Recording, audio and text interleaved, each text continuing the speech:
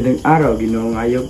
Ako si Julius Jr. F. Alberca at nandito para ibahagi sa inyo ang gawin ng pakikipagkomunikasyon at paano ito nakakaapekto sa pakikipag-ugnayan sa iba.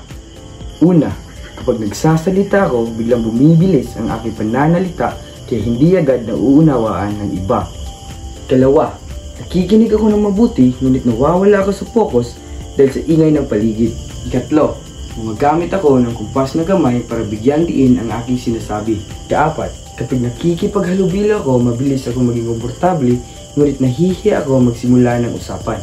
Kalima, pinapahalagahan ko ang paggamit ng magalang na pananalita sa anumang oras. Ang mga gawin na ito ay nakakaapekto sa pakikipag-ugnayan sa iba katulad na lang ng pagsasalita ako ng mabilis at hindi agad nauunawaan ng iba. Naglalaan naman ako ng oras ay nagiging epektibo naman ang aking pagsasalita at nauunawaan ng iba. At ang aking pagiging mahiyain naman ay naging hadlang para mas marami akong makilalang tao. Ang una kong gagawin, masisikapin ko na magsalita ng dahan-dahan para maintindihan agad ng iba. Ikalawa, magpo-focus ako sa aking kausap at alisin ang anumang bagay na nakakasagabal na katulad ng cellphone at ingay.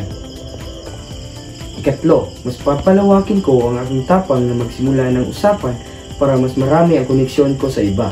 At higit sa lahat, patuloy kong gagamitin ang magalang na pananalita sa anumang oras. Yun lamang po ang aking pagbabahagi tungkol sa gawi ko sa pakikipagkomunikasyon.